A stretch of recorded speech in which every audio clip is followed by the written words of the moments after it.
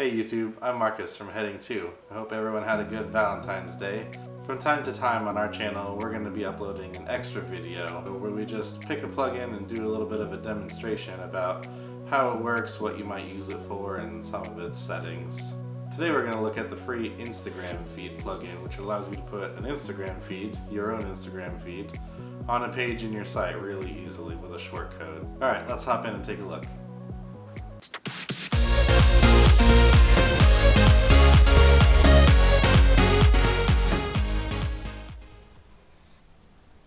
Alright, let's take a look at that Instagram feed plugin.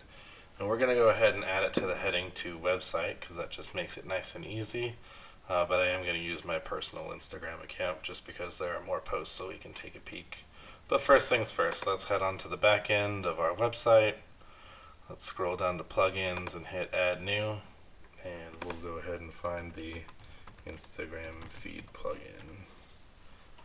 And it's going to be this one with kind of the old Instagram looking logo, but let's install that. It takes a second and we'll hit activate.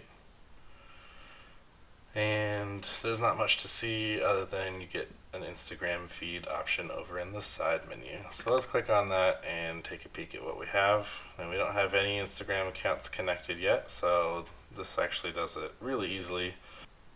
That's really nice because we can hit this connect an Instagram account button and it'll actually head over to Instagram and allow us to log in with the account that we want to use. Now I'm going to use the novice shutterbug like I said, so we have a little bit more content to look at, but let me hit continue and that'll actually authorize our site to use that Instagram account. And you'll see after just a second it shows up in here under Instagram accounts. Now before we get to too much else, I'm just going to go ahead and head down here to the bottom and hit save changes, and then I'm going to go hop right over to display your feed.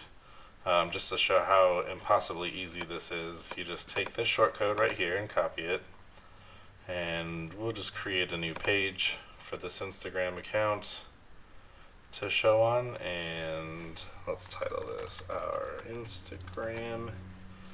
And then let's add a shortcode block here in the new Gutenberg editor. And I will paste that and let's just hit publish. And you'll see our page. And without doing a whole lot of anything, you can see that it's already displaying, let's see, I don't know, 16, 1, 2, 3, 4, 5 rows of 4, 20 Instagram posts, my last 20 Instagram posts on the novice shutterbug.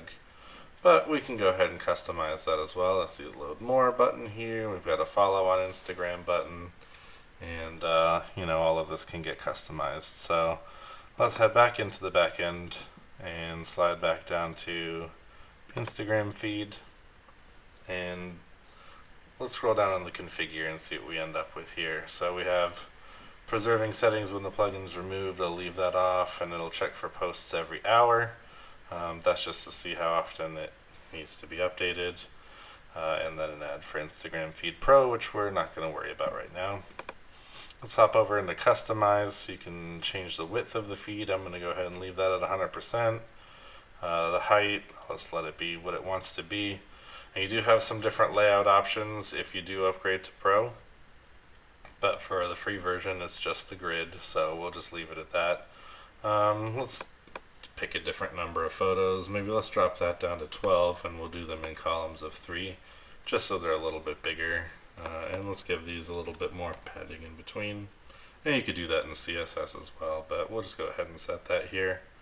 Don't know why you would want to disable a mobile layout, so we'll leave that unchecked, and I'll hit save. And let's head back to our page, which is our Instagram, and let's just go ahead and view it. And you can see that now that we've saved, it's added my bio from that account underneath the username there. And we have our 3-column layout of 12 images. We still have the load more, and if I click on that, it'll load 12 more from the Instagram feed, and we have the follow button at the bottom still.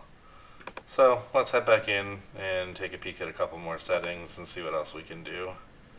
I'll hop back over to customize, And let's scroll down. So photos, you can change the sort order from newest first to oldest or just random.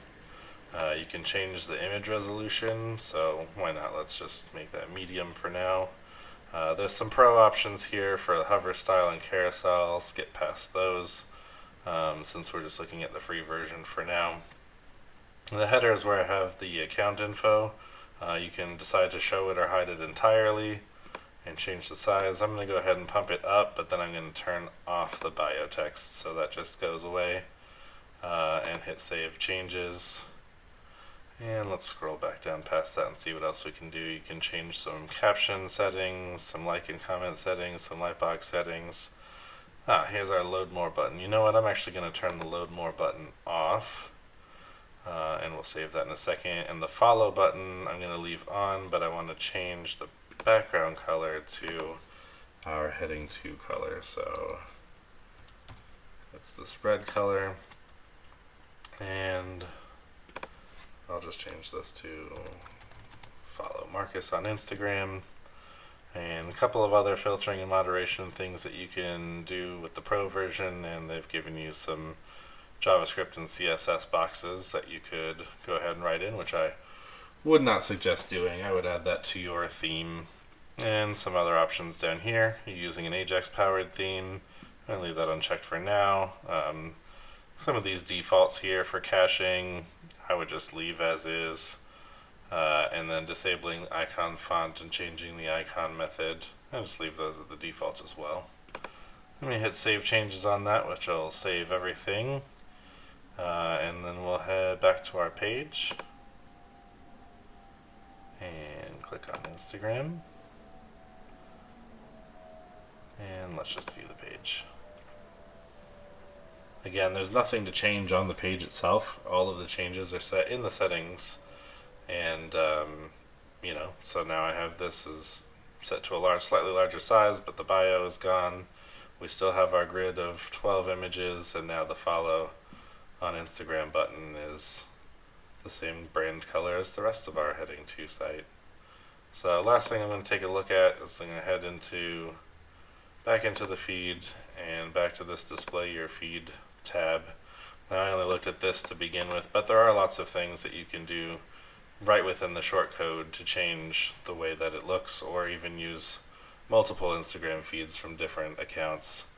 But there's a whole table here, and I'm not going to go through all of these, but there are lots of parameters that you can change right within the shortcode.